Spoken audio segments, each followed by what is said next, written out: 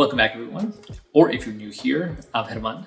And in pivoting over from more of the travel videos over to credit card points, airline miles, and hotel points, I decided to start off with one credit card that I think if I had to do it all over again, that I would start off with during my credit card journey for travel, and that would be the Chase Sapphire Preferred. This card, which is issued by Chase, is the one that I would call Chase's mid-tier flagship card, in part due to its low annual fee, the points and miles that you receive upon opening the card as a welcome bonus offer after meeting the spend, of course, the travel protections that you receive, as well as the ability to transfer points from Chase over to transfer partners to receive the max value for your travel. So now I'm going to go over some of the reasons why right now is the perfect time to open the card, and along with some of the other reasons that I mentioned in a little bit more detail. At the end, I'm also going to discuss a few reasons why maybe you shouldn't get this card because it may not make sense for you, and some alternatives that you can get instead. First reason is perhaps the most obvious reason why to get the card right now is that the Sapphire Preferred, as of this moment, has an elevated welcome bonus offer of 60,000 ultimate rewards points from Chase, plus a $300 travel credit for Chase Travel that you will receive upon meeting the spend requirement of $4,000 in the first 3 months of credit card spend. Since by having the card, it makes the baseline value of your ultimate reward points from Chase be a minimum of 1.25 cents per point when redeemed through the Chase Travel portal. That, in combination with the $300 travel credit when redeemed for travel through the Chase portal, it makes the total welcome offer be worth a minimum of $1,050. But because ultimate reward points are worth a minimum of 1 cent per point when redeemed for cash back, you can also consider this welcome bonus offer being worth at least $900 if you just redeem for cash back. Although if you decide to take those 60,000 welcome bonus points and transfer them over to an airline partner or a hotel partner such as Hyatt, who is partnered with Chase, you can get far more outsized value for those points. In some cases, I've gotten that value. Sometimes I've gotten close to that value, at least the baseline offer of 1.25 cents per point. However, just know that your mileage may vary depending on how you use them, but you can reliably know that you will get at least 1 cent per point from that welcome bonus offer. And the key to meeting the minimum welcome bonus requirement of $4,000 to spend on the card in the first 3 months is I would probably put all my regular expenses, including utilities, if you were paying rent, on the card in those first 3 months, in part because the welcome bonus offer that you're going to get might or should weed out the additional fees that you may pay for some of these services. So you are paying a little bit more sometimes, and sometimes these credit card fees, but you're getting so much more value in return that it may make sense. However, I would caution everybody to not spend more than they otherwise would. Just make sure that those $4,000 are going to be something that you're going to be spending anyways, regardless of whether you're planning on traveling or not, whether you're opening up a credit card or not, because then if you're spending more than what you normally would just to meet a spend requirement, then it defeats the purpose of opening the card in the first place. And because you want to make sure that it's spend that you're going to be doing regardless, you want to make sure that you can pay it back right away, because a lot of these travel credit cards, whether it's from Chase or any other issuer, when they have an annual fee, they usually tend to have higher APRs than a lot of other credit cards that don't have an annual fee. What I've seen, most of these, including the Chase Sapphire Preferred, will start up at least at 18 or 19% and up. So if you're going to be holding a balance on these cards, unless they have, for some reason, an APR intro offer of 0% for the first year or something along those lines, you're going to be defeating the purpose of getting the welcome bonus offer, because the interest rate that you're going to be paying for will potentially cancel out really some of the good benefit and value that you get from the welcome bonus offer. Number two, the reason why I think this card should be early in your credit card journey is in large part due to Chase Bank's 524 rule, which states that if you try to open up a personal or business credit card with Chase and you have opened 5 or more credit cards from any issuer in the last 24 months, you're going to get automatically denied by Chase. This is the reason why I mentioned that if I had to do it all over again, I would start off with opening up only Chase credit cards. Because they do have some really good bonuses, I definitely have locked myself out of some great bonuses from Chase, because even though I started off with a Chase credit card, it wasn't the Sapphire Preferred. I did switch over, I think a little too early, over to Amex. And then when I try to open up another one with Chase, I was already locked out due to the 524 rule.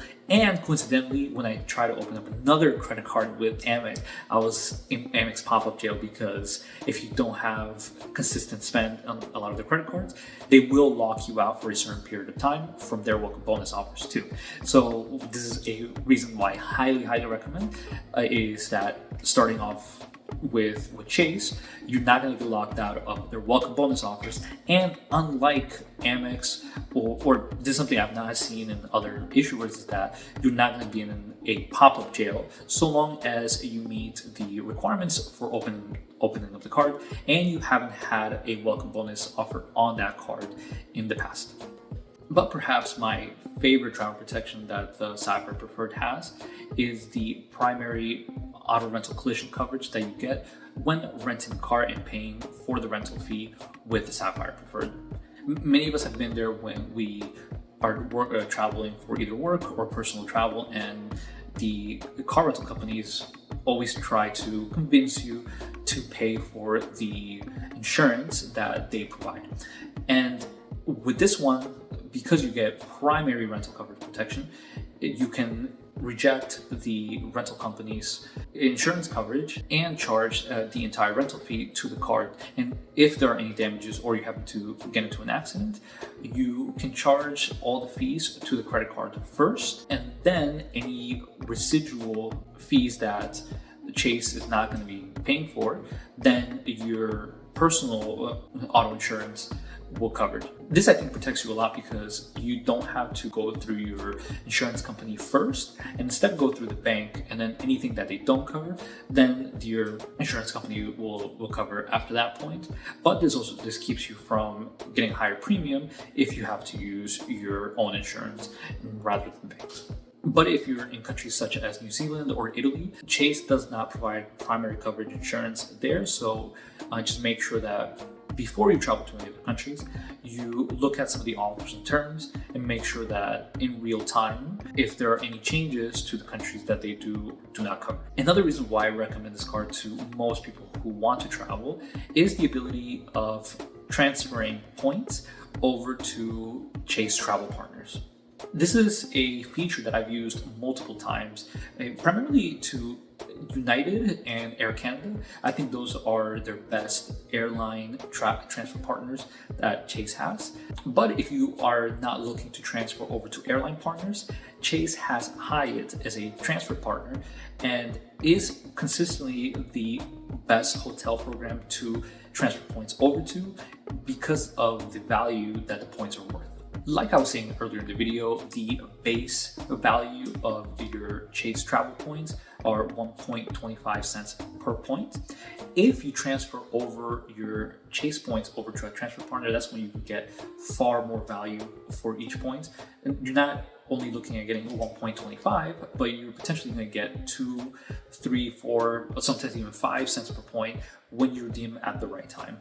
However, these types of redemptions are a little bit more you have to almost have luck, and you also have to find a very specific award availability very far out. So I would say a good goal to strive for is 2 cents per point, and I think that is a really good cent per point valuation an average max value that you can get consistently for your card when you redeem your points for travel. And because the Chase Sapphire Preferred is part of the Chase Trifecta, which includes the Freedom Flex and Freedom Unlimited, you can use the Chase Sapphire Preferred as your pooled card where you can get all the points that you get from both the other cards, move them over to your Chase Sapphire Preferred account, and with that you can really maximize all your points to then move them out to transfer partners. And because these other two credit cards have different point multipliers, such as the Freedom Flex having a 1.5 points